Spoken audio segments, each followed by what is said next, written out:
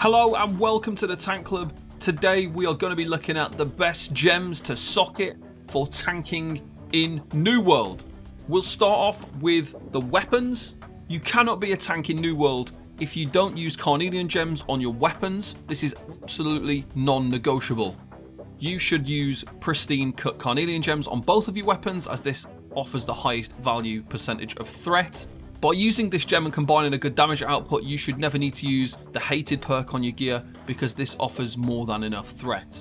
If you are really good at maintaining aggro of enemies, you could consider using some rune glass gems. With your main hand weapon, I think the energizing Carnelian is good, especially on a sword, as it will return stamina. On the offhand, leeching Carnelian works really well. It returns 1% of your damage as health, so this is especially useful on weapons such as the Warhammer, because it's a high damage weapon even for a tank.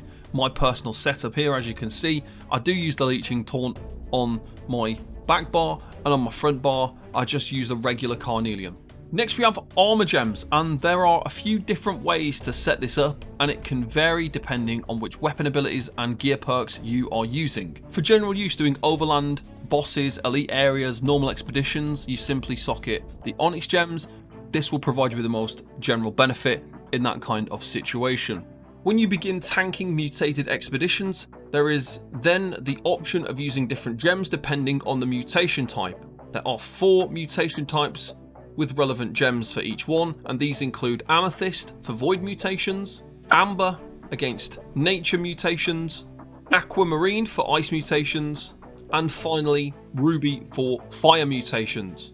It's important to note that stacking mitigation towards a mutation type is essential, and there's also a kind of cap around the mitigation that you can stack against each element, which is 50%. So when you see your elemental damage resistance, when you're going into a fire-based mutation, for example, you'd want to be as close to that 50% as you can get. Now, there are some other bits of information involved there that also go into this equation, so you don't actually have to have it at 50% before you go in, because you are going to have to consider things like fortify and other things that affect your resistances as well. An additional way to set up for mutated expeditions would be to use opal gems in all of your gear except for your amulet.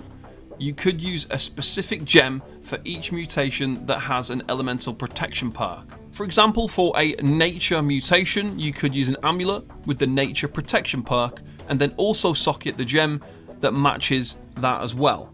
And by doing so, if you level this amulet up, that would increase to 10%, and then you've got the gem offering an additional 6%. So 16% damage mitigation against the element type just by using the amulet. If you then socket opal gems on the rest of your gear, that means then you don't have to keep switching this for every mutation type. So each time you go into a different mutation, you have to switch your gems to match that mutation. If you just go with the full opal setup and then just switch your amulet, you will need to own 4 different amulets. So for each one, you'd need obviously a void amulet as well that gives you void protection. And then you obviously don't need to switch as much gear, you just need to change your amulet each week when you go into a different mutation type. Finally, if you are using the sword and shield setup with shield rush and the fortifying shield rush perk, along with an amulet that has the fortified perk, you will already be able to achieve a really high value of damage absorption.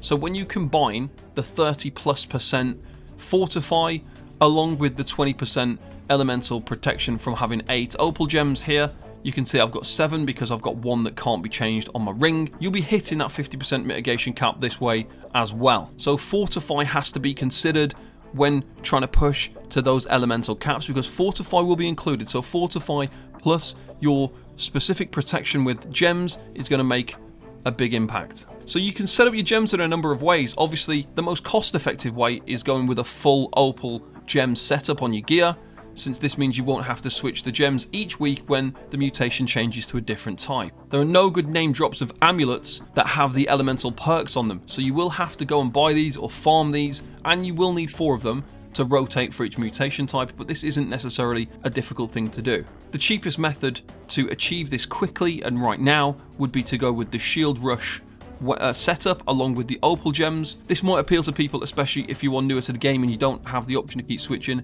Maybe you don't have different amulets or a lot of gold, so this would be the best option. For more information on setting up the shield rush setup, make sure you check out my sword and shield deep dive article on the Tank Club PvETanking.com. That is everything for this video, guys. Thank you very much for watching, and I'll see you next time.